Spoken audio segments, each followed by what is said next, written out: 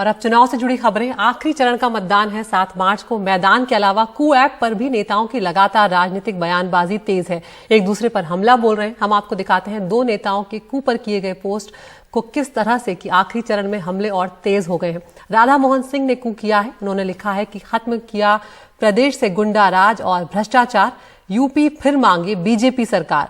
BJP सरकार ने लोक कल्याण संकल्प पत्र में किए सभी वादे पूरे किए। उन्होंने आगे लिखा है कि प्रधानमंत्री मोदी के नेतृत्व में योगी जी ने प्रदेश में गुंडाराज और भ्रष्टाचार को खत्म करने का काम किया है। तो इसी तरह जो दूसरी पार्टी है आम आदमी पार्टी के सांसद संजय सिंह ने भी कू किया है। उन्होंने लिखा है यूपी पीएससी पीसीएस की 2 परीक्षाओं में 38 सवाल गलत। विशेषज्ञों की योग्यता पर उठ रहे हैं सवाल। आप लोग चिंता ना करें, बुलडोजर चलाकर एक एक सवाल ठीक कर दिया जाएगा। तो ये जो बयानबाजी है ये तेज होती जा रही है।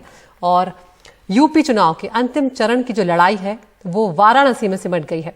वाराणसी में केंद्रीय मंत्री अर्जुन राम मेघवाल ने एनडीटीवी से कहा है कि इस चुनाव में 2 ही मुद्दे हैं, विकास और सुशासन, और ये दोनों सिर्फ डबल इंजन की सरकार ही दे सकती है। उनसे बातचीत की हमारे सहयोगी संकेत उपाध्याय ने, वो आपको दिखाते हैं। मेघवाल जी, यहाँ बनारस का मुकाबला आपको कैसा लग रहा है? देखिए, मैं करीब 10 दिन से यहाँ हूँ। बनारस ही नहीं, आसपास के क्षेत्र को भी हमने देखा है। ब्रज में मैं बहुत समय रहा हूँ। पूरे उत्तर प्रदेश को हम देखते हैं तो इस चुनाव में अलग अलग लोगों ने मुद्दे बनाने की कोशिश तो की, लेकिन मुद्दे 2 ही बने हैं इस चुनाव में, एक डेवलपमेंट और एक गुड गवर्नेंस। डेवलपमेंट कौन कर सकता है? डबल इंजन की सरकार कर सकती है। गुड गवर्नेंस कौन ला सकता है? मोदी और योगी जी ला सकते हैं। मोदी जी और योगी जी ला सकते हैं। यही चुनाव में मुद्दे रहे। पहले, दूसरे, तीसरे, चौथे, 5वें, 6ठे चरण, अब 7वां हो रहा है। हर चरण में हम घूम रहे हैं और लगातार एक मुद्दा बेरोजगारी का, और गांव अगर आप चले जाएं तो सांड और आवारा पशु का, ये आपको गांव में सुनने को मिलता है। आपको नहीं लगता ये सरकार पर चोट कर सकता है? ये रोजगार लोगों के अवसर कब बढ़ते हैं? जब शांति स्थापित हो शासन में। अगर गुंडाराज रहेगा, किसी की एफआईआर भी नहीं लिखी जाएगी, किसी के व्यापारी के बच्चे का अपहरण हो जाएगा और कार्रवाई नहीं होगी, कौन इन्वेस्टमेंट करना आएगा? जब इन्वेस्टमेंट करने नहीं आएगा तो रोजगार का अवसर कैसे सृजित होंगे? ये इन 5 सालों में माहौल बना इन्वेस्टमेंट का। इसलिए जनता चाहती है कि हम रिपीट करें ताकि हमें रोजगार का अवसर आगे ज्यादा मिले। तो आपको लगता है ये जो 5 साल थे ये वो माहौल बनाने में गए और अब जो है वो उम्मीद लोग जगाएं? बनाई है, इन्वेस्टमेंट आया भी है। आप देखें ना, आंकड़े देख लीजिए। अखिलेश जी के जमाने का आंकड़े देख लीजिए कि इन्वेस्टमेंट के, मायावती जी के जमाने का आंकड़े देख लीजिए इन्वेस्टमेंट के। इन्वेस्टमेंट आया है, लोग वापस आने लगे हैं। पहले भाग रहे थे।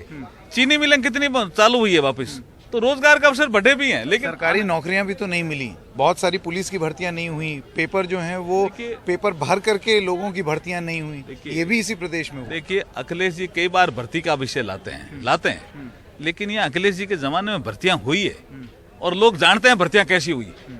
लोग जानते हैं भर्तियां कैसी हुई। ऐसा हम वर्ग विशेष को प्रोत्साहित करने के लिए हम भर्तियां नहीं करेंगे जी।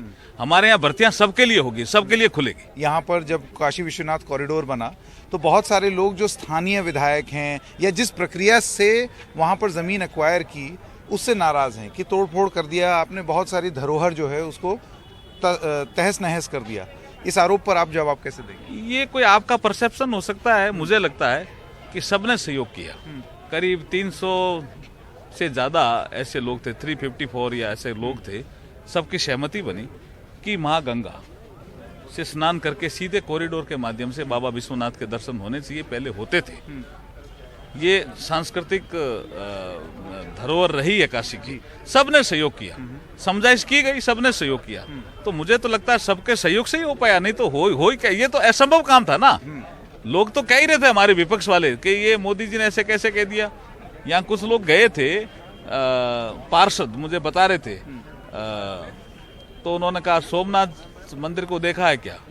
तो उन्होंने कहा मैं सोमनाथ मंदिर जैसा बनाऊंगा। यहाँ जब लोग आए उन्होंने कहा ऐसा कैसे कह दिया, कोई गलती से तो नहीं कह दिया, ये बन गया जी। तो ये असंभव काम को कोई संभव कर सकता है, वो नरेंद्र मोदी कर सकता है। लेकिन आपको नहीं लगता है कि एक सद्भावना का अच्छा प्रतीक होता अगर बगल में जो मस्जिद है उसका भी विकास हो जाता, वहां पर भी आप एक कॉरिडोर बना देते, एक सद्भावना का प्रतीक हो जाता, नाम हो जाता सरकार का? नहीं, ये सर्वजन हिताय नहीं होना चाहिए क्या? ये नहीं होना चाहिए। बिल्कुल होना चाहिए।